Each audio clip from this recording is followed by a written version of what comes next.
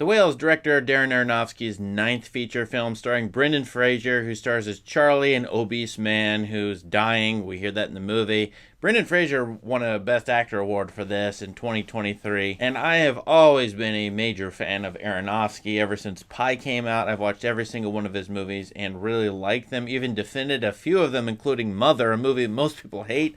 I really love. I made a video about it on this channel. Also movies like The Fountain and The Wrestler. Now, The Whale is a completely different or quite different movie for Aronofsky, who is a fiery, visionary kind of director who does a lot of wild, fascinating things. And in this movie, he just does a single room, single location movie, not unlike Hitchcock and Rear Window, where the camera doesn't hardly ever leave the apartment that Charlie lives in. So most of this movie, in fact all of it, we see Charlie suffering. He's working as an online English teacher for colleges. He's like an adjunct for writing classes or literature classes in them. Otherwise, he's too large, he's too obese to get up without a walker. He's really suffering. And one of the plot points here is that he has a lost lover, a lover who died several years ago named Alan Grant. No need to tell you everything about that, but Alan is kind of a character in this movie even though he never appears. Charlie, though, has a daughter from a previous marriage, and the daughter shows up wanting help with her homework assignments because Charlie is an English teacher and she needs English essays written for him. She's very disaffected, though, because Charlie left her when she was a kid to go with this lover who was his former student. Later in the movie, Charlie's wife shows up, and he's also got a couple other people who come in, a friend who is a nurse who helps take care of him, and then a young door-to-door evangelist shows up one day trying to win Charlie's soul. The Whale tries to be a really strong human drama about a man who you wouldn't maybe see as a human, trying to give him complex emotions, complex past, a lot of sins. But in Aronofsky's interviews, he's trying to say, hey, Charlie's a person too, a full-fledged person. We shouldn't just stereotype him. And to some degree, frankly, I see the humanistic element in this. There's a lot of discussion in this movie about can anybody save anybody else? Not just help each other out, but salvation kind of talk. And there's a lot of religion in this movie, especially with a door-to-door evangelist who is coming from a church, but then a couple other characters like Charlie kind of dismiss this church altogether. But the movie ends up, talking about, can we save each other?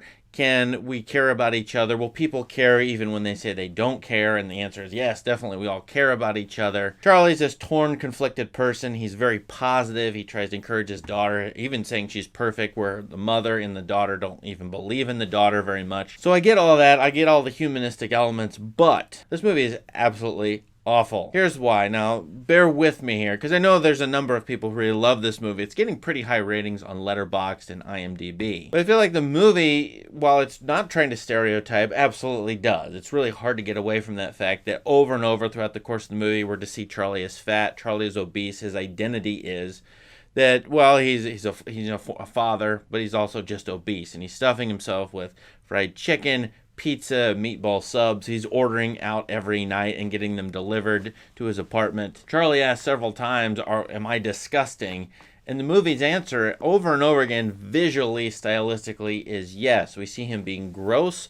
This movie has the most depressing color scheme I can imagine. It's even in a 4:3 aspect ratio. It could have been widescreen, but that 4:3 makes things even tighter and makes Charlie look even larger. Then, for God knows what reason, they named the movie The Whale. This movie has Charlie, talking about Moby Dick essays and the novel Moby Dick in it. And by the way, I am an expert on Moby Dick. I've taught it many times and signed undergraduate essays and read umpteen thousand of them. So Moby Dick, there's no good tie-in to this movie with Moby Dick. I get the idea that Charlie may be both Captain Ahab and the White Whale, and we see Charlie without his clothes on a couple of times in the shower, and it shows you how fat people shower, but calling him the Whale is just absolutely ridiculous. At least you're reaffirming that his identity is only about him being obese, or mostly about him being obese. So the movie is at odds with itself, trying to humanize a very large person, but also just over and over and over again pelting us with the fact that here's a large person,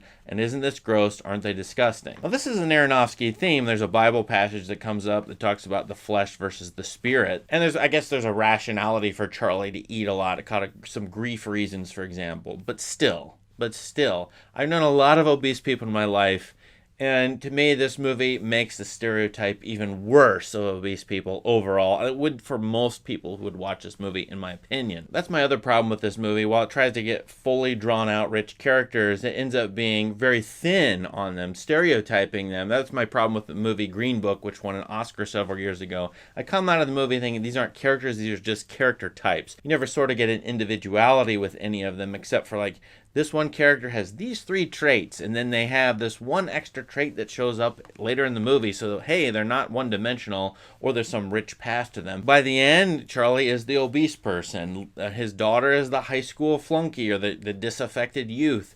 The door-to-door evangelist is, guess what? A religious believer, and on and on and on. All these characters are just their character types, or it's hard to see them as anything other than that. And then the movie's use of character types is very ridiculous in my part. While Brendan Fraser studied obese people to see how they moved, they didn't write the religious character very well at all. His beliefs are all mixed up. He believes in the rapture, but in the acceptance of all faiths. Yet he's a Christian, but he might be a Jehovah's Witness trying to save the 144,000. The movie doesn't seem to understand that premillennial evangelicals aren't Unitarian Universalists, aren't Jehovah's Witnesses. And so this character is just very confusing to me. He's definitely just a contrast, at least, to Charlie, a non-believer. And I think Aronofsky, once again, is trying to come up with an atheist sort of faith system or an atheist spirituality, trying to do that paradox thing that I think he's done a couple other times. For me, that completely did not work. And the ending of this movie, which I won't give away, has a couple of things that are not just melodramatic, over-the-top soap opera-ish, but are completely cliched. So that's what's confusing to me as well. There's a Gen X sensibility of, let's always be honest. That theme comes up throughout the movie. There's not a notion of detached irony. This movie is completely serious, but in being completely serious ends up stereotyping pretty much everybody, or it's easy to read the movie that way. In the end, I wanted to see this as Requiem for a Dream, which is really about people being drug addicted. And if you remember that movie, it's also being about food addicted, or actually going on diets, and the struggle of the human versus the substance, and that substance dominating everything. I would have thought this movie would have been about that, but it doesn't really deal with being fat, being obese, and the reasons why Charlie chemically, physiologically would be addicted to food. And it doesn't have any of those Aronofsky flourishes I've come to love, which show up in the movie Noah. As I said, Requiem for a Dream. The Fountain is just absolutely wild.